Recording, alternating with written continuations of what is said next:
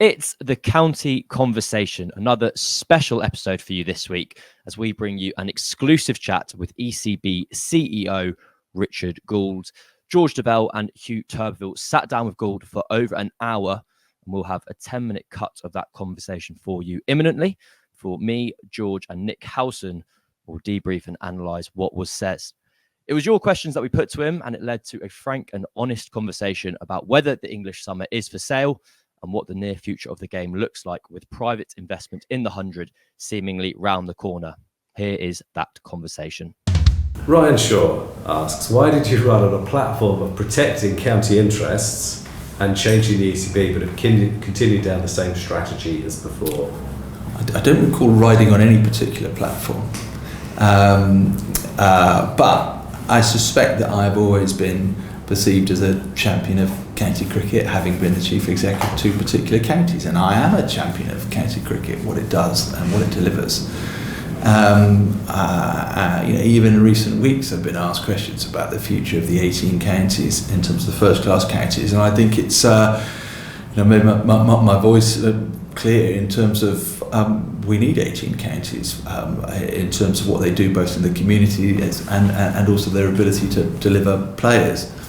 I suspect the question is more related to the 100, and I think we've seen a lot of success in the 100. We've seen difficulties in the 100 in that it has split opinion, and I'm hoping that over the next 2, 3, 4 years we can heal some of those divisions and bring it back in. Andrew Butcher asked, are all county members Luddites?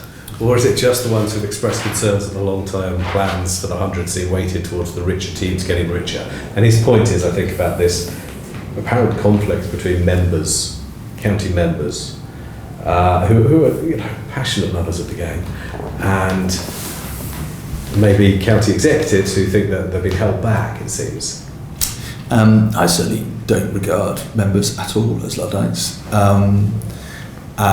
They are extremely important in terms of supporting cricket, always have been.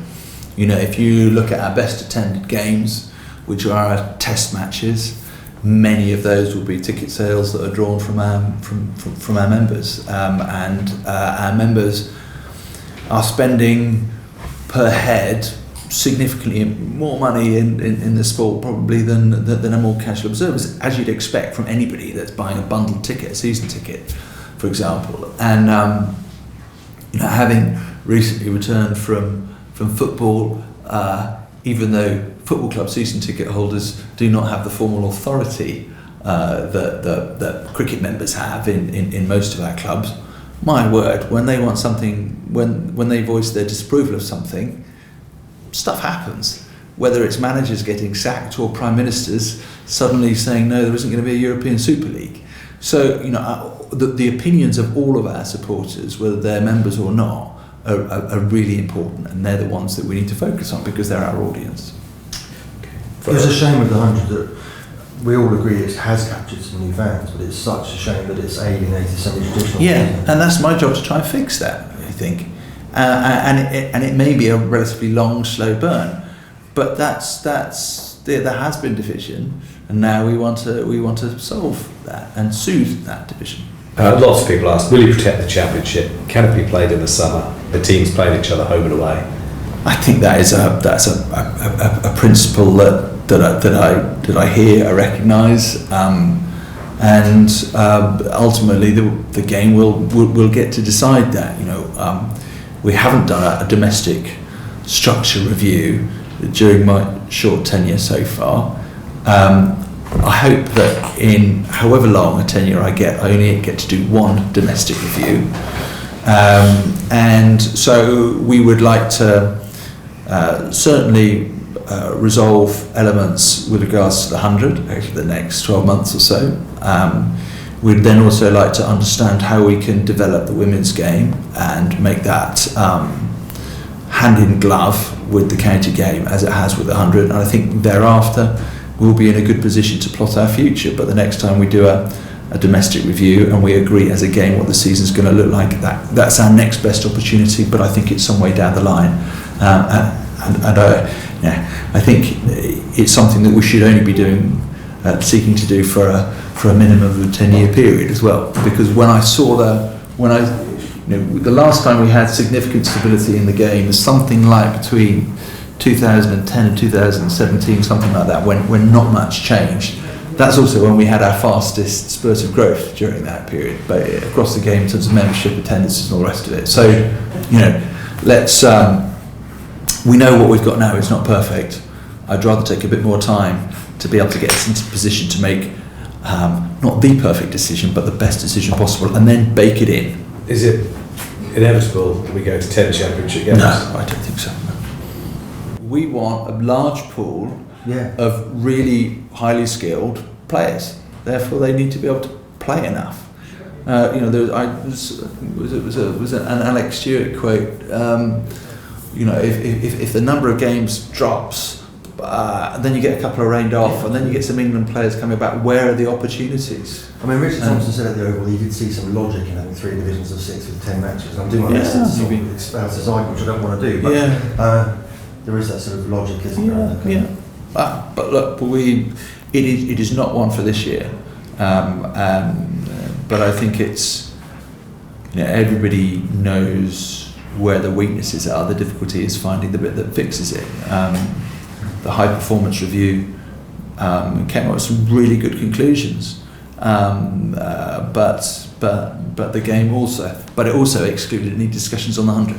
So we're having the discussions on the 100 first, and then once that's resolved, we know what we can do thereafter. Why is there such disconnect and a suspicion between ECB and county members? Well, I don't distrust members.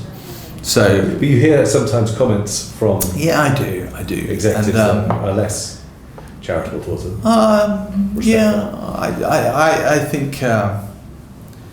I think there's always healthy cynicism as to what happens in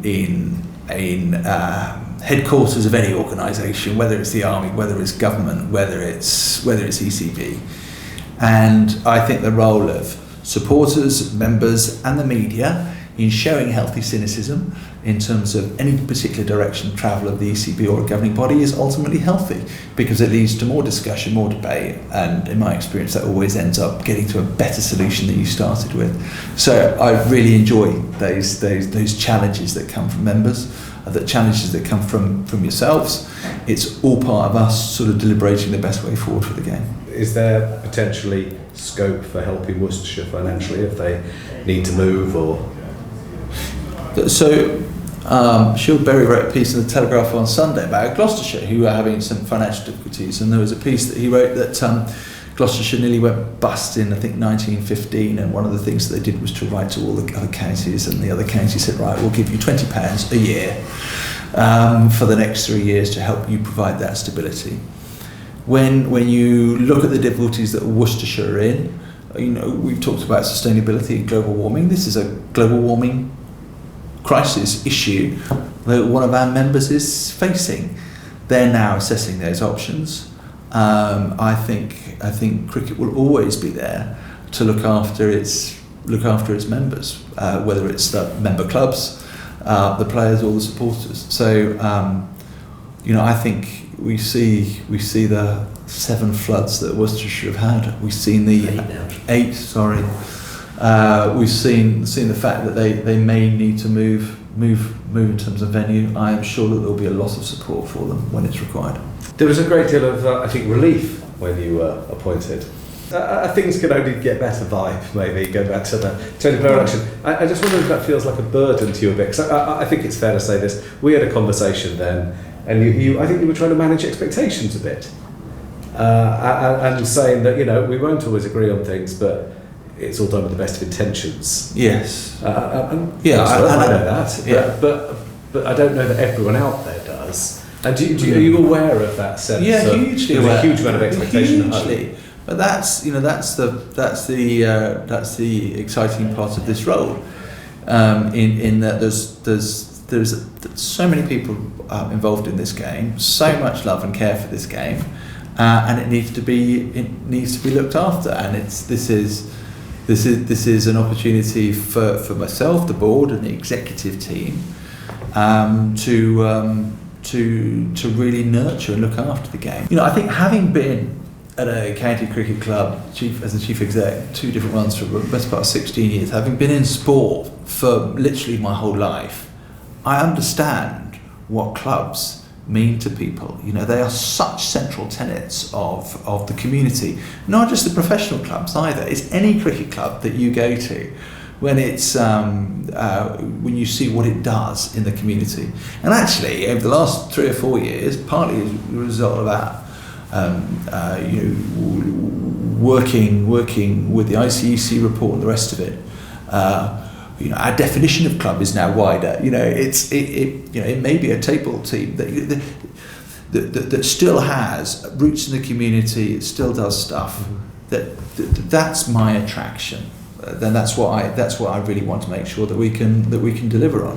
And I think that's why we got some support from government a few weeks ago in terms of the additional funding coming in, because they can see the difference that cricket clubs have, not just in terms of the sport but the wider community.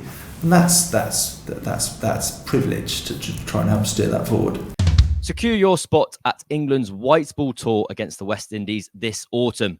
Experience the paradise islands of Barbados, Antigua and St. Lucia. Very sad we're not going back to Grenada, as England bid for revenge over the men in maroon. Gullivers have toured in the West Indies 5 times in the past 3 years, meaning they know the Caribbean islands well to ensure that you have an amazing trip. Alternatively, travel to New Zealand in the lead up to Christmas and support England as they play the Black Caps in a gripping 3-test match series.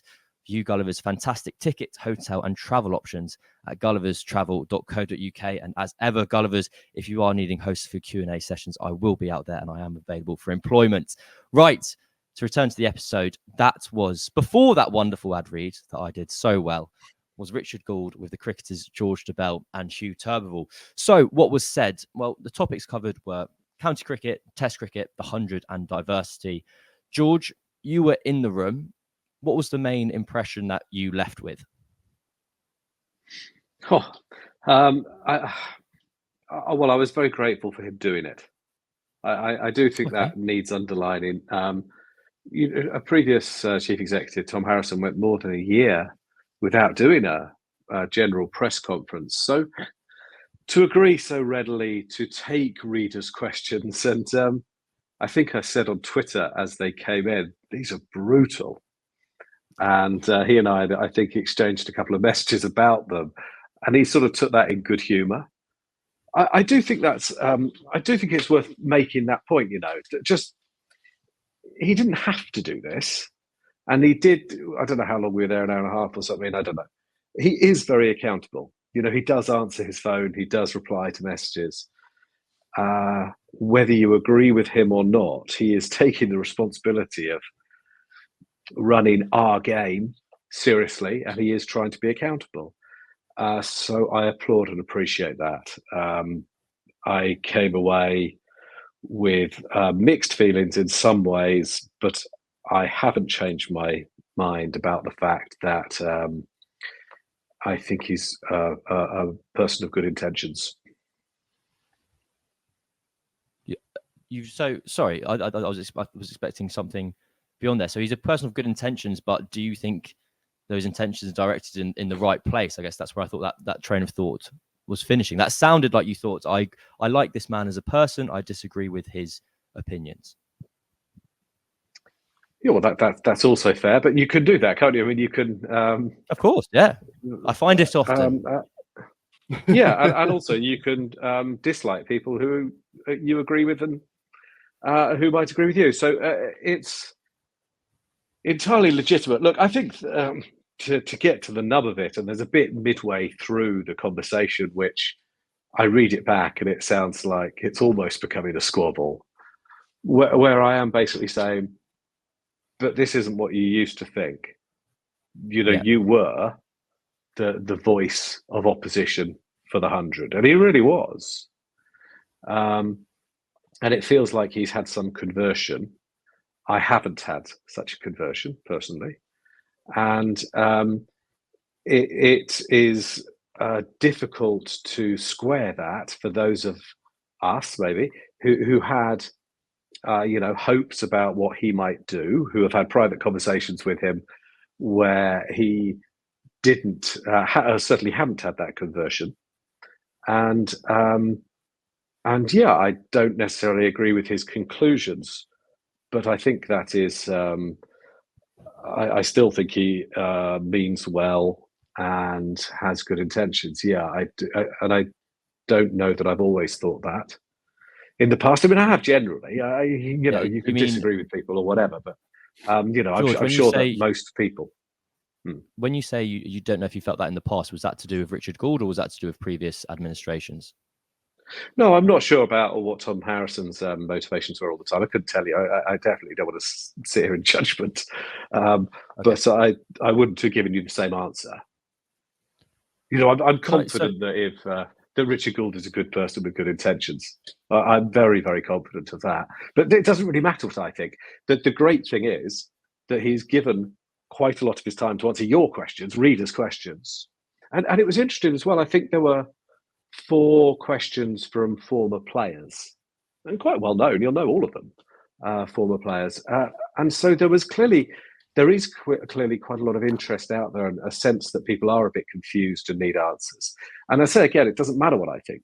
He has answered the questions in a way that you can draw your own conclusions, and I appreciate that, because that is him being accountable, and so he should be, because this isn't a normal business. This is our summer game. I think it's interesting there where you say it doesn't matter what I think, because it kind of interlinks with the relationship of the wider perception, which I wanted to ask you about, Nick, is that if there is a relationship between, it's all well and good us sitting here as journalists, perhaps potentially behind the curtain, going, well, you know what, he's a nice man and he means well, and that can bleed into giving potentially favourable coverage, for instance, or change the way things are reported on. We are talking here about the kind of the minutiae of the game and how things are really going to change in the near future, having had an in-depth conversation with him. The reality is the public are going to take 1 or 2 lines away from this, or kind of have headline thought processes. Like Nick, it's all well and good us being kind of in the know, but what do you think the general impression of this current state of affairs with the 100 and it being sold off with the wider world is? I think my cynical sort of angle on this would perhaps be that a lot of people will read the answers that Richard Gould has given, well thought out answers, some of them perfectly reasonable, some of them you're more than welcome to disagree with, but actually may well return to the view that they held previously. But what I think this conversation does is it provides some rationale behind decisions, viewpoints, and also like a bit of a sort of it allows you to sort of get in underneath the skin of the person a little bit as well, who's making these. I think sometimes you see a decision and you can't necessarily, you kind of disassociate it with the fact that it's been made by a human being. Sometimes when you see it in a quote or you see it in a press release, or you see it, you don't really see the sort of the decision-making process behind that. And perhaps that's ultimately up to the ECB to try and be a bit more transparent when it comes to that. So I think it will help from that perspective in terms of people understanding why certain things are certain ways.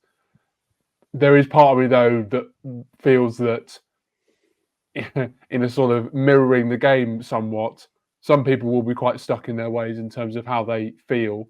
And maybe this interview, although very interesting, perhaps maybe won't shift the dial too much in some view, but is absolutely still a much, an absolute must listen and a must watch and a must read, because there's some really interesting detail in there, and George and Huw don't hold back in that regard, and they do a tribute to the stage they were given in that regard.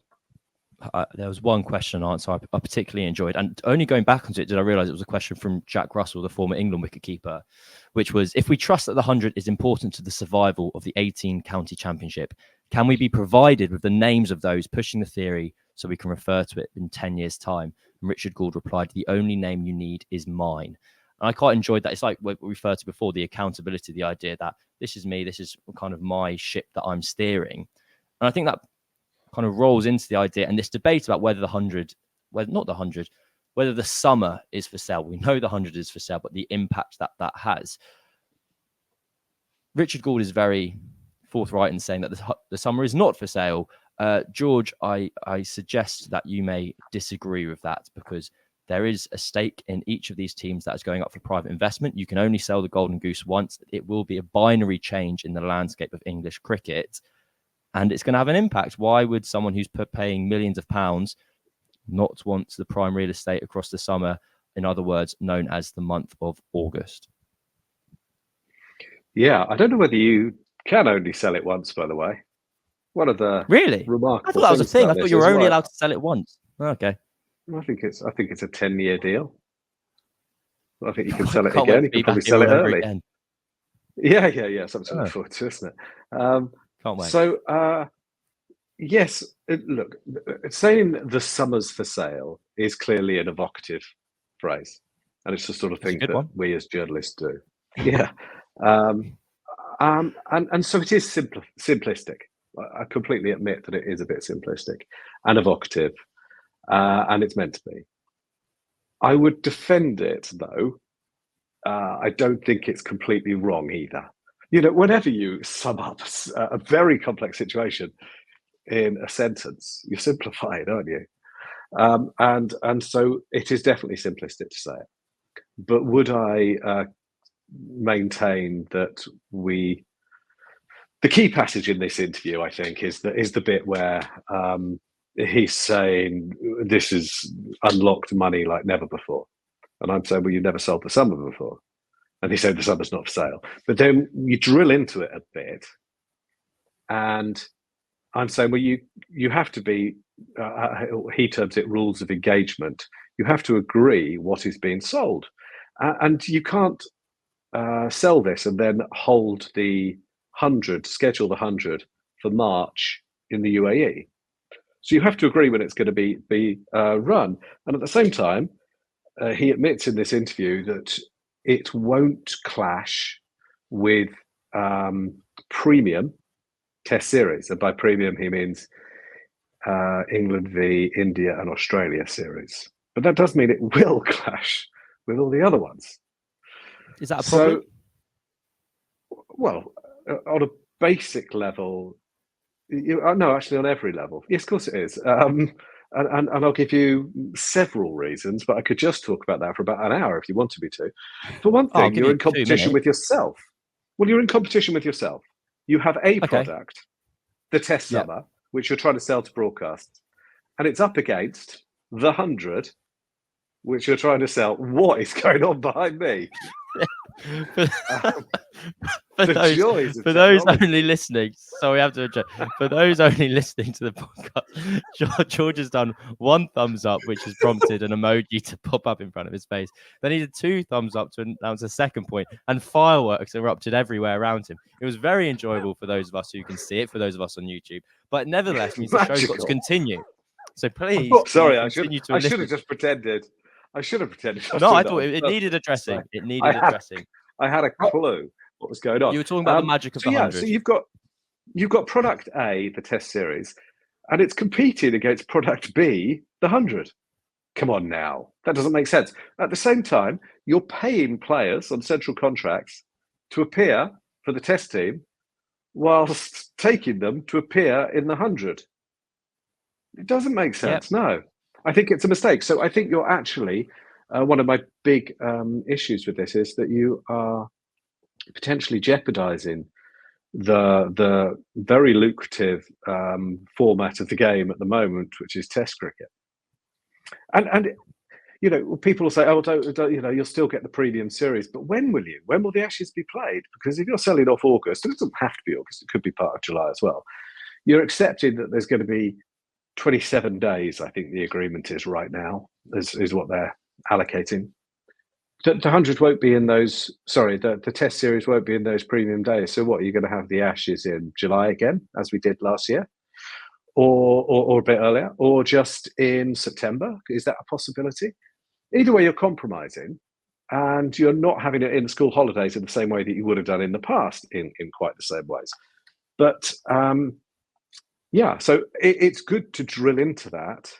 And I would maintain that, yes, they are selling off the summer a bit, but while accepting the caveat that it's a simplistic thing to say. Can I just take you back to something else? I want to give a bit more context. I don't think I answered the question.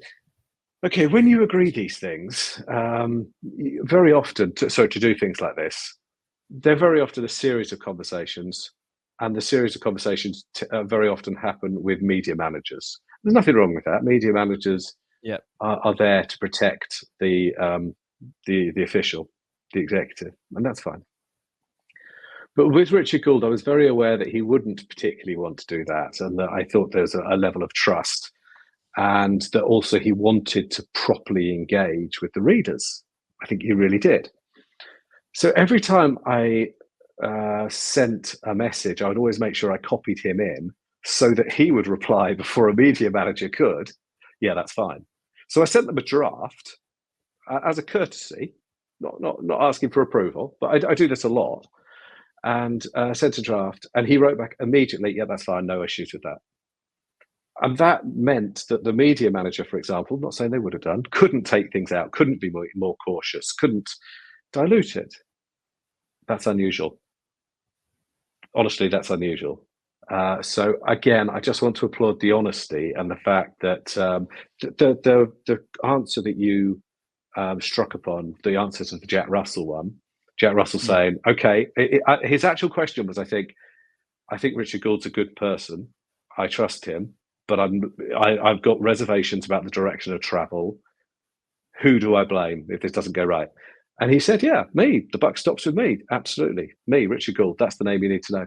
You know, whether you agree with him or not, and I don't really, you can't not respect that. Really? Is that foolish of me? There is a possibility, of course, in these situations that I'm being played. And of course that's possible. Of course people try and convince you. I don't think that's what's happening. I mean, it's entirely possible it is, but I don't think I'm that stupid and naive because I have done this for quite a long time, and a lot of these things have happened before. And I think that you can disagree with people, but you can do it respectfully. I just think that is what's happening here.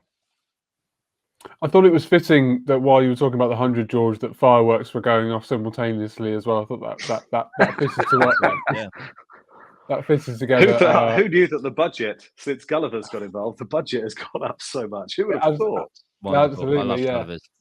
Imagine what we'll be looking. Imagine what we'll be like by the end of the summer. We'll have trapeze artists coming through our shot. The detail is good, but I get the impression that it is quite granular. You know, what's going to take place at certain times, what's going to be overlapping, what tests are going to have their own window, what aren't from the 100. Why should fans be caring about this? How do you engage fans in this kind of subject? How do you engage them on this? Why should they be really caring about this? Why should someone care that the 100's going on during when they've got a ticket to go watch, you know, India at Edgbaston or something? Well, I think they don't all, and that's fine. But it's worth repeating, these are generally readers' questions. I mean, there were follow-up questions from us, but they are readers' questions, and there were a lot of questions from readers on this subject. And I don't know whether you've seen the Cricketer magazine does a reader survey every year. I've heard of it. The 100 is not popular with the cricketers' readers. Now, that may be a particular demographic, and it might be different, by the way, the magazine from the online. It clearly is very different.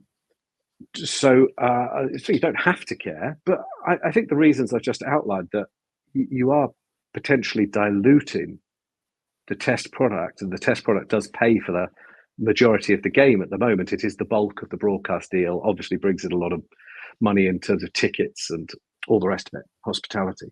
And anything that jeopardizes that is a major change of direction in English cricket. So I think it's completely legitimate to either care or not care, but it's not just a dislike of change. I really, really think it's a mistake to dismiss concerns as that. You know, the List A game was born in county cricket, T20 was born in county cricket.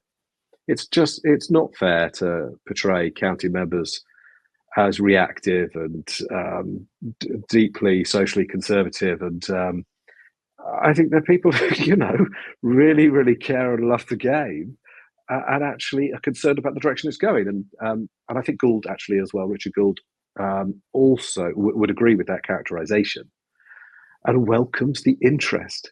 The passion is a good thing.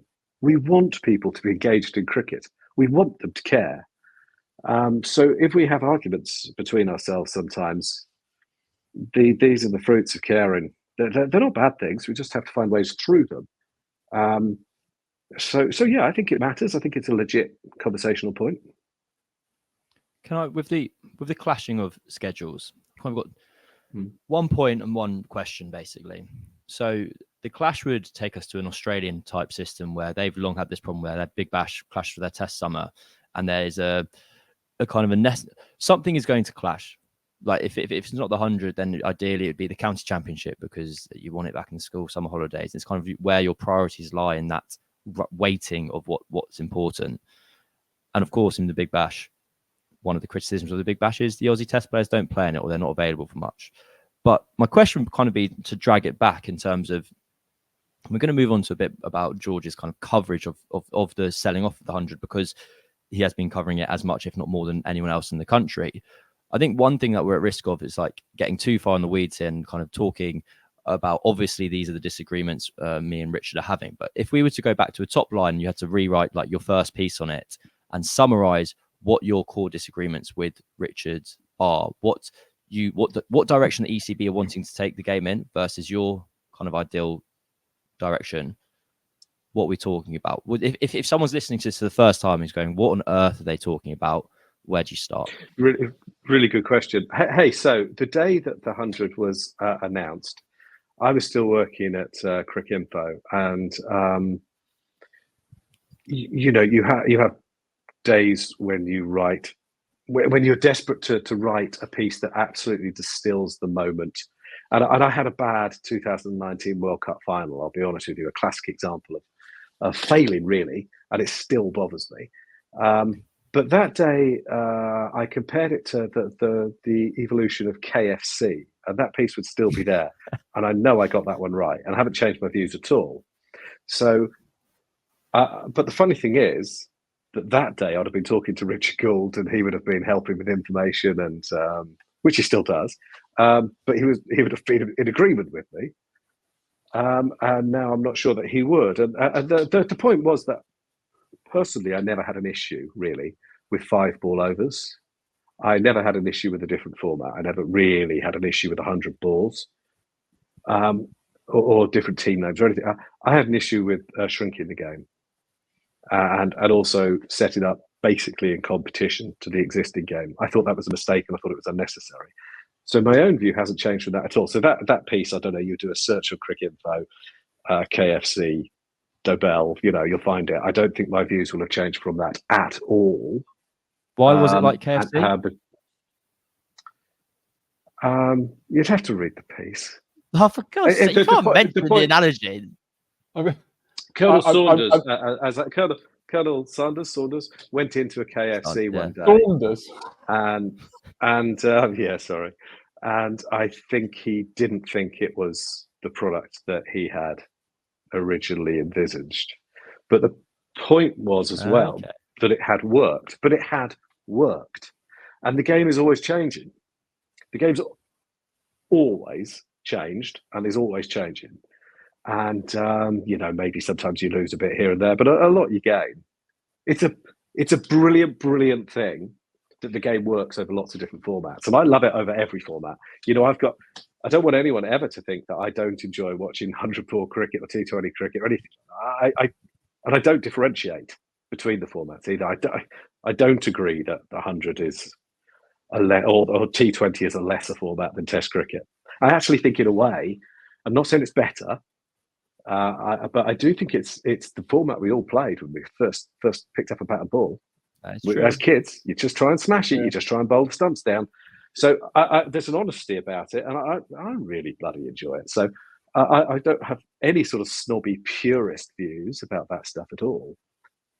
But I do worry about the direction of travel and ruining other forms.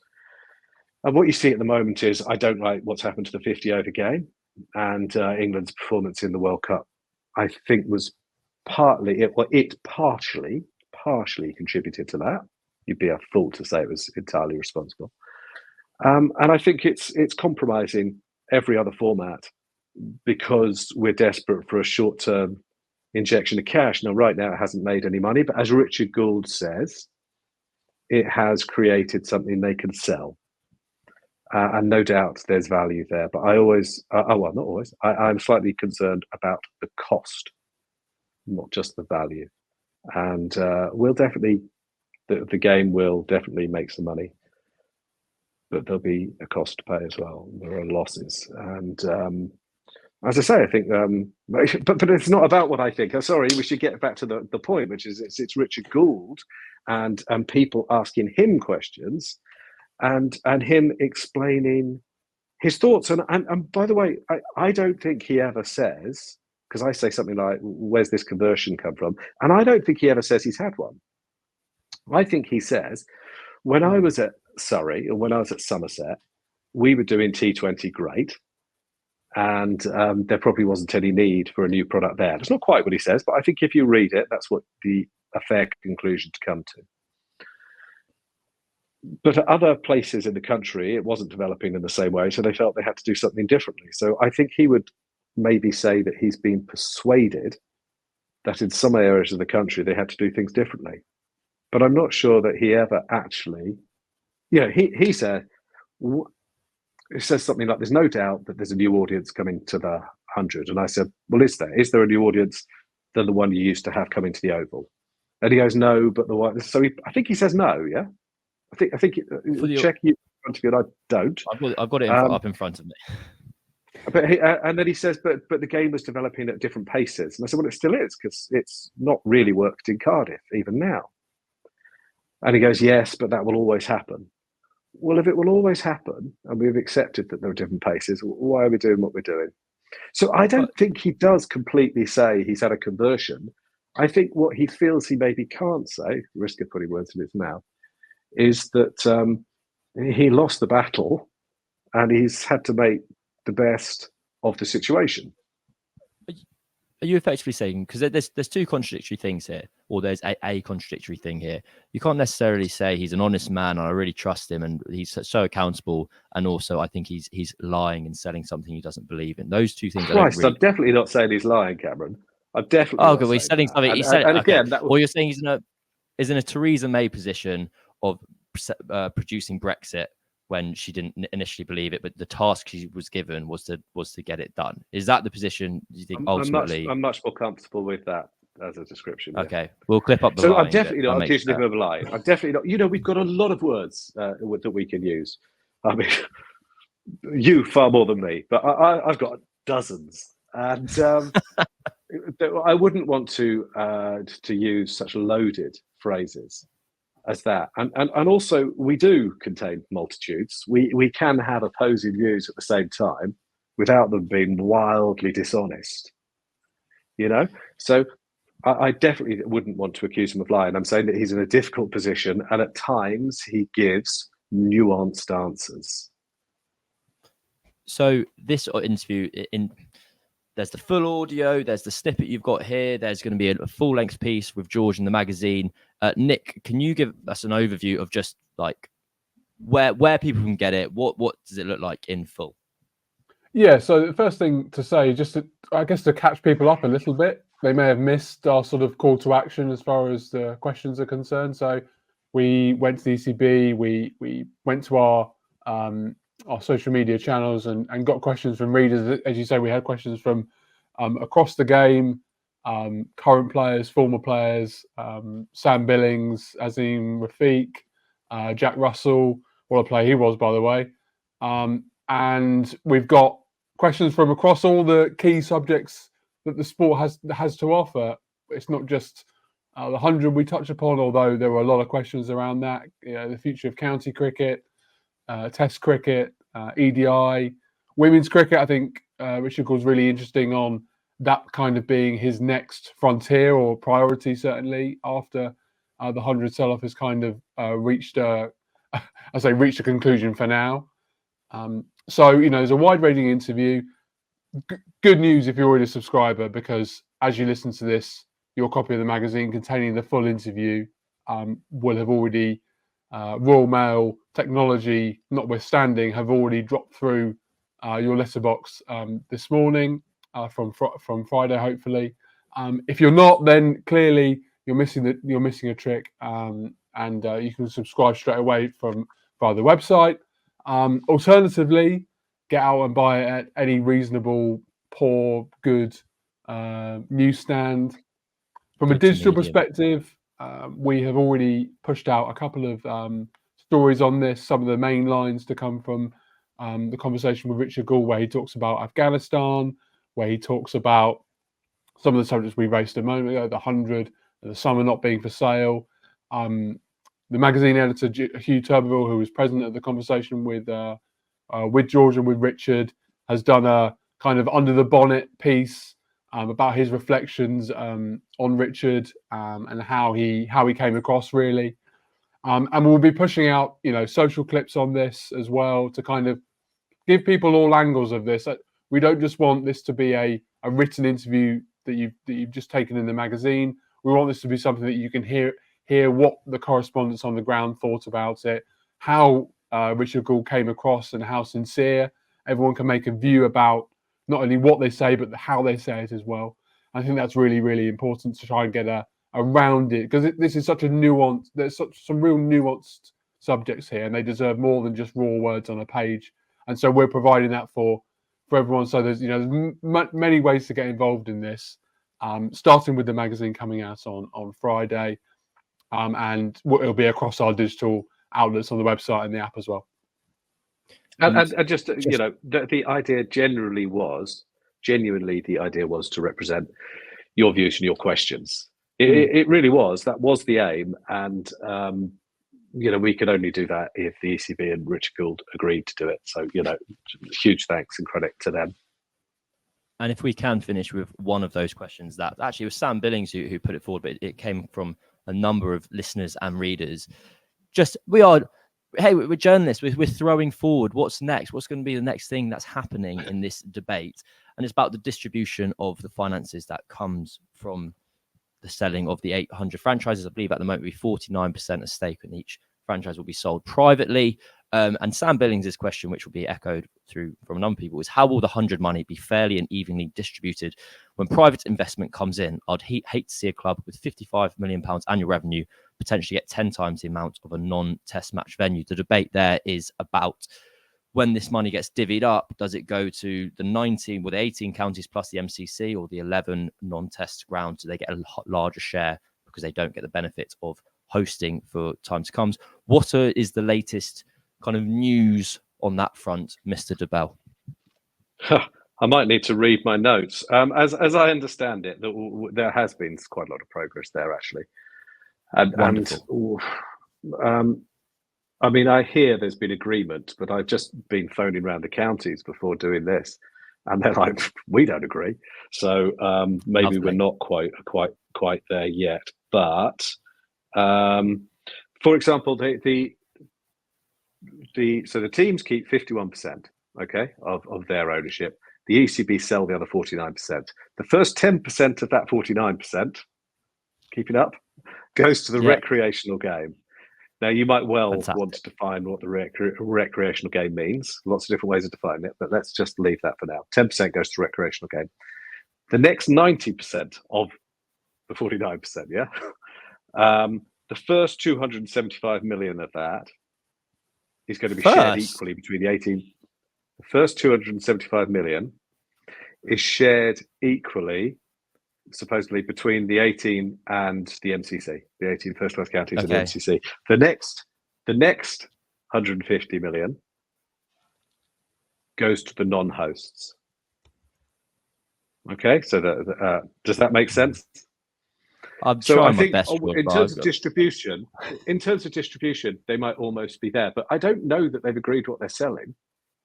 Are the individual host clubs selling ticketing? Are they selling food and beverage?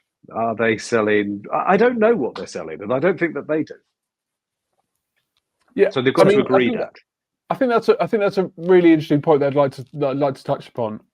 And there's been a lot of focus, and it is important ultimately about the split, and the split is important because of the 11, right? Because the 11 non-hosts want a fair share. They need it. Currently, the state of the game dictates that they need it. However, when something is for sale, it provides opportunity. An opportunity doesn't necessarily bring out the greatest of people, and we need to look at other sports where there are plenty of examples of that. My concern is there's a lot of focus on the distribution and not a lot of focus on who is buying the 49%, who is investing in the 49%. It's very important to focus on what is being sold as well. Absolutely, I've spoken to a couple of CEOs and they don't know, which I think people listening to this and reading the interview with Richard Gould should be worried about. But also, should we be concerned, George, about who's buying these stakes, and also what is in place to ensure that cowboys don't roll in and start infiltrating the sport? Well, nothing's already happened. It's already happened. No, nothing. Obviously, IPL teams are going to want to be involved, but I don't know that how many of them will push through, because it depends what assurances they're given. But the idea, and I think the Saudi Arabian interest and stuff, and I'm nervous to say who is a fit and proper owner, because there's lots of things that the ECB have done over the years, or the British have done over the years, which probably would be deemed deeply inappropriate. And I think once you start going down that route, life becomes quite uncomfortable. So I don't know. I almost don't want to pull at that thread. My issue on a more basic level was that we have created super counties.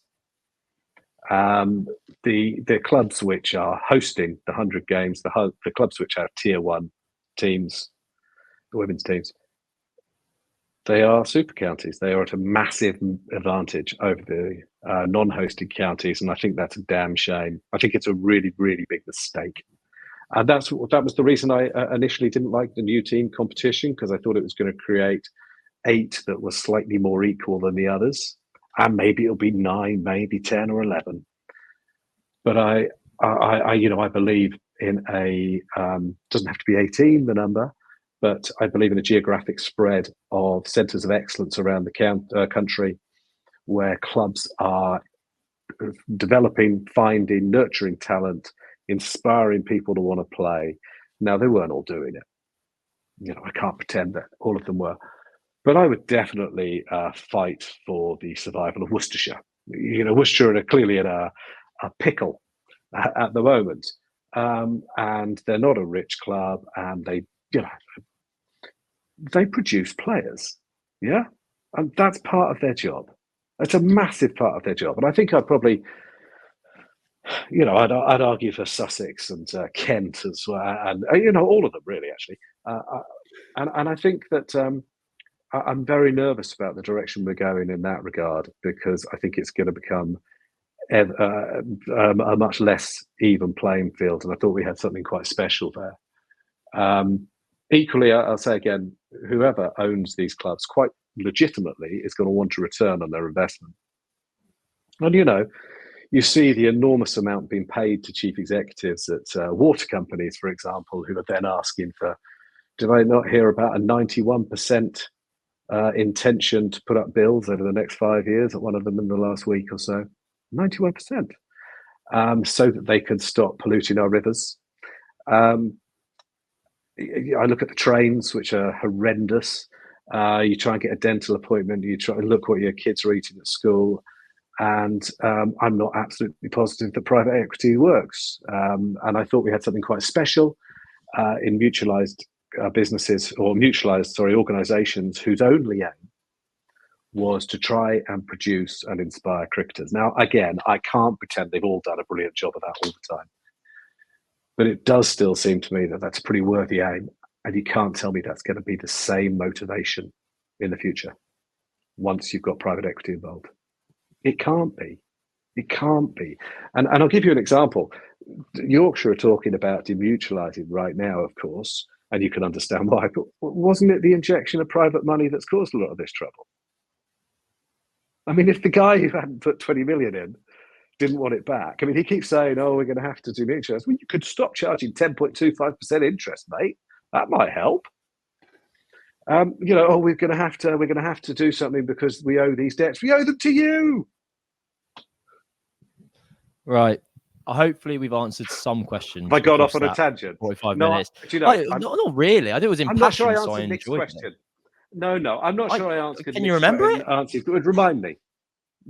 Oh, it was about who is English cricket being sold to, and what's in place to. You talked about a fit and proper. I don't think you can be sniffy with this stuff.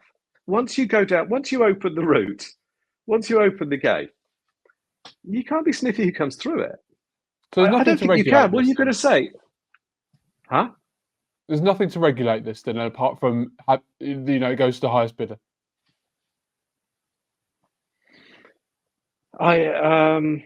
There isn't really anything, no. And I'm not absolutely positive that there should be. Just if you want to scrape at this, and I'm a big fan of the great work they do. In fact, I'm a bloody member of the MCC, I'm an associate member. The hubs are incredible. What they did with MCCUs was fantastic. I'm basically a member because I want to sit there one day having a beer with my brother watching cricket. But look at the origins of that club. Are they right and proper people? I don't know. How far back do you want to go with all of this stuff? So I'm really, really nervous about being sniffy about that. So I don't want to say that if India money comes in or Saudi Arabia money comes in, there's anything wrong with that. But I will say that I don't think you're going to be able to regulate it. And to be honest, I'd much rather have an IPL team than Arab banks. I mean, at least the IPL owners have demonstrated some ability, some passion for the game, probably know how many teams there are in their competition. So I'd be really, really nervous about a fit and proper person in the same way that I am about nominations committees at any of these clubs, because you've got gatekeepers and then you've got to trust them. All I'll say again is once you open the gate to the animal of private equity, there'll be good and bad, but there will be bites. And you are changing the ethos. You are changing the motivation of what those clubs are about, what those teams are about, sorry. Doesn't necessarily stand that the clubs will all demutualise. But there's clearly pressure right now, and that pressure will clearly grow. And let's not be naive. Let's not lie to ourselves and pretend that pressure won't grow. I think I disagree. I agree that the ethos will change. I disagree in that once you open the door, the idea of who is fit and proper to run these entities, these clubs, these franchises, whatever word you want to use, matters. I'm going to have to think about a constructive answer as to why. Hopefully, we've answered some questions across this 45 to 50 minutes. Leaving with a lot more. Personally, I hadn't necessarily thought about kind of both who we're selling to and what we're selling. In my head, we were just selling the team and their value at that current point of time and stuff like the merchandise or whatever that goes along with the host nations and the host teams for the future forever. This will be a thread that will be pulled at across the summer, and this is the best place to get that information because George is on the cutting edge, Nick's on the cutting edge, Richard Gould's in everyone's phone books, only ours actually, and because nobody covers county cricket like the cricketer. And you can get access to our coverage of all 18 teams and 8 super mega franchises online from as little as £3.99 a month. Cameron, what, George? I shouldn't have cut across that. Just the price of the cup. Your own ad read. Do you want to promote another Quick Info article? Yeah, it's hopefully. No. Did I do that? Great organisation. Of course they are. They're brilliant. You can like Quick Info and the cricketer. They complement one another. Is this a historic episode? I think it's something changing by the next time we see you. Oh my goodness me! Yes, this fabulous view that you get behind me if you are watching on YouTube. I've turned around because too many people were commenting about the cross trainer that's been in this room for a number of years. I am at 28 years old, moving out once again. Next week I'll be in Dallas covering the World Cup and county cricket, and then you'll see me in my own big boy house in Battersea. So I hope you've enjoyed the view. I hope you enjoyed the Champions QPR poster behind my left shoulder. That's all you need to say. In black and white. And the only reason I could afford to move out to such a wonderful place, Battersea, is because of the cricketers' wonderful online county coverage and all you wonderful subscribers paying as little as £3.99 a month. I think that makes sense. I thought I was going to get a bigger laugh than it did. A real shame. Our own top team of county champions have now won the outstanding online coverage of cricket, domestic cricket prize, the ECB Domestic Cricket Journalism Awards for 6 years running. So you don't have to take our word for it. Thank you, George. Thank you, Nick. Thank you, Richard Gould, for joining us. Thank you, Huw, whose voice you heard earlier on in today's episode. We will be back. I'll be back from Dallas. George will be back from somewhere. Nick will be back from somewhere else. And we'll see you then next time.